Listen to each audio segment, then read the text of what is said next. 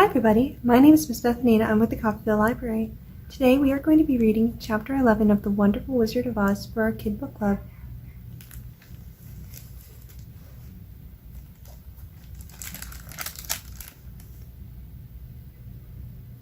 Chapter 11, The Wonderful Emerald City of Oz.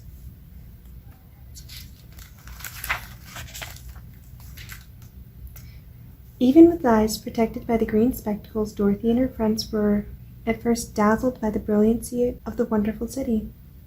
The streets were lined with beautiful houses all built of green marble and studded everywhere with sparkling emeralds. They walked over a pavement of the same green marble, and where the blocks were joined together were rows of emeralds, set closely and glittering in the brightness of the sun. The window panes were of green glass. Even the sky above the city had a green tint, and the rays of the sun were green. There were many people, men, women, and children, walking about, and these were all dressed in green clothes and had greenish skin. They looked at Dorothy and her strangely assorted company with wondering eyes, and the children all ran away and hid behind their mothers when they saw the lion, but no one spoke to them. Many shops stood in the street, and Dorothy saw that everything in them was green. Green candy and green popcorn were offered for sale, as well as green shoes, green hats, and green clothes of all sorts. At one place, a man was selling green lemonade, and when the children bought it, Dorothy could see that they paid for it with green pennies. There seemed to be no horses nor animals of any kind. The men carried things around in little green carts, which they pushed before them. Everyone seemed happy and contented and prosperous. The guardian of the gates led them through the streets until they came to a big building, exactly in the middle of the city, which was the Palace of Oz, the Great Wizard. There was a soldier before the door, dressed in a green uniform and wearing a long green beard. "Here are strangers," said the guardian of the gates to him, "and they demand to see the Great Oz."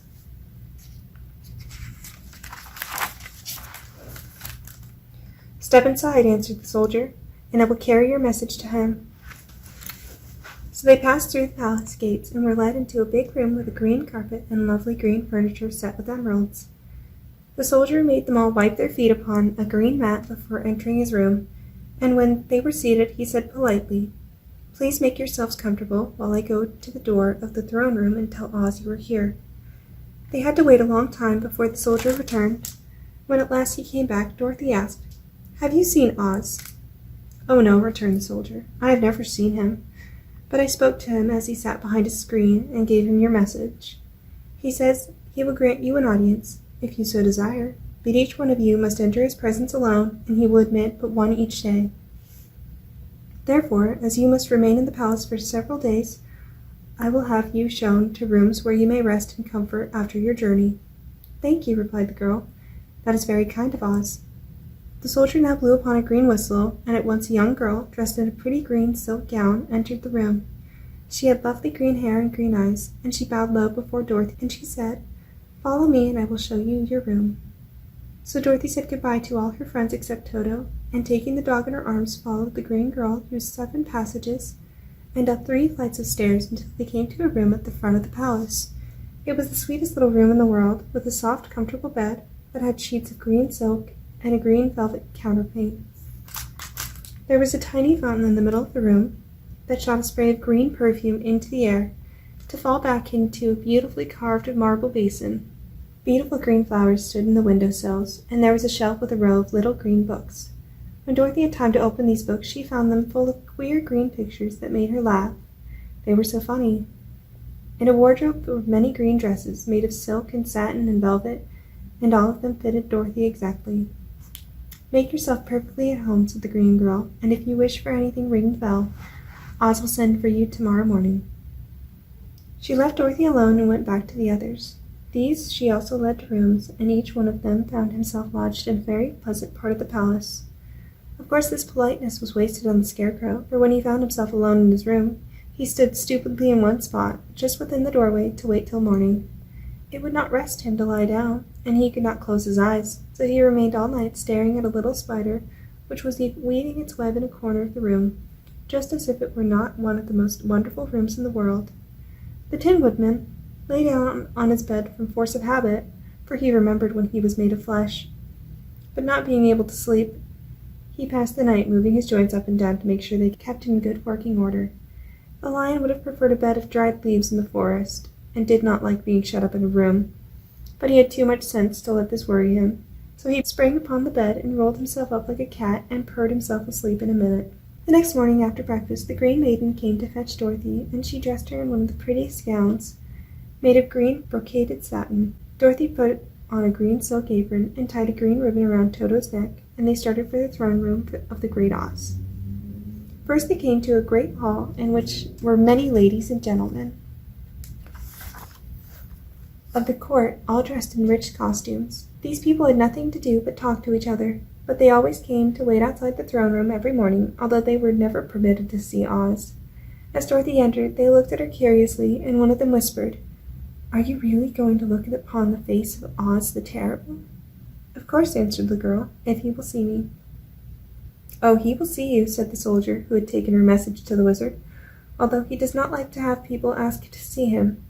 Indeed, at first he was angry, and said I should send you back where you came from. Then he asked me what you looked like, and when I mentioned your silver shoes, he was very much interested. At last I told him about the mark upon your forehead, and he decided he would admit you to his presence." Just then a bell rang, and the green girl said to Dorothy, "That is the signal.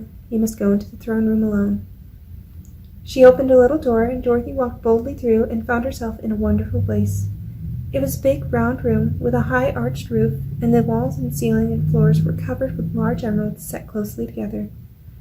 In the center of the roof was a green light, as bright as the sun, which made the emeralds sparkle in a wonderful manner.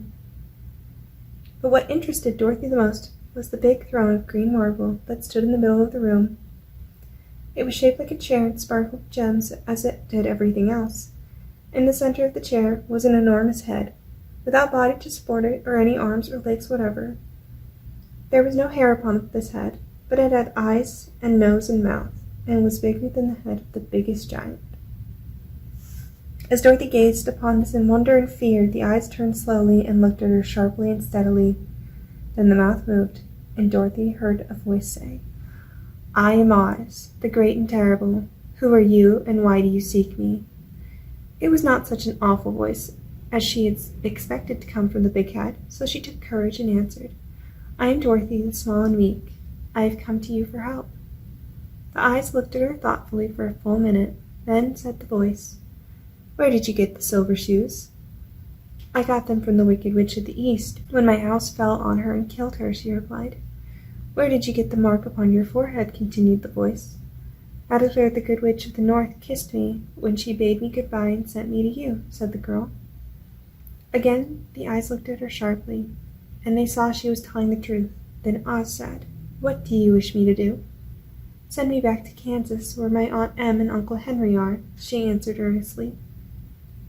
"I don't like your country, although it is so beautiful, and I am sure Aunt Em will be dreadfully worried over me being away for so long."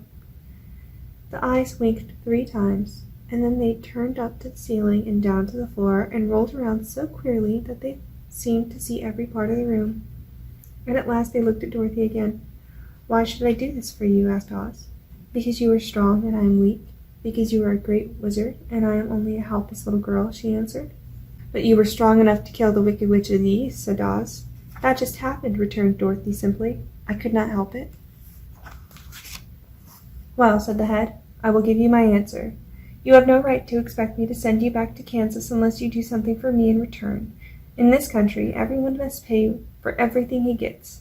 If you wish me to use my magic power to send you home again, you must do something for me first.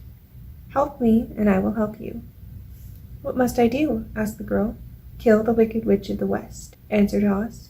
"But I cannot," exclaimed Dorothy, greatly surprised. "You killed the Witch of the East, and you wear the silver shoes, which bear a powerful charm. There is now but one wicked witch left in all this land, and when you can tell me she is dead, I will send you back to Kansas, but not before." The little girl began to weep. She was so much disappointed, and the eyes winked again and looked upon her anxiously, as if the great Oz felt that she could help him if she would. "I never killed anything willingly," she sobbed, "and even if I wanted to, how could I kill the Wicked Witch? If you, who are great and terrible, cannot kill her yourself, how do you expect me to do it?" "I do not know," said the head, but that is my answer, and until the wicked witch dies you will not see your uncle and aunt again. Remember that the witch is wicked, tremendously wicked, and ought to be killed. Now go, and do not ask to see me again until you have done your task." Sorrowfully, Dorothy left the throne room and went back where the Lion and the Scarecrow and the Tin Woodman were waiting to hear what Oz had said to her. "There is no hope for me," she said sadly, "for Oz will not send me home until I have killed the Wicked Witch of the West, and that I can never do." Her friends were sorry, but could do nothing to help her, so she went to her own room and lay down on the bed and cried herself to sleep. The next morning the soldier with the green whiskers came to the Scarecrow and said, "Come with me, for Oz has sent for you." So the Scarecrow followed him and was admitted into the great throne room, where he saw, sitting in the emerald throne, a most lovely lady. She was dressed in green silk gauze and wore upon her flowing green locks a crown of jewels. Growing from her shoulders were wings, gorgeous in color and so light that they fluttered if the slightest breath of air reached to them.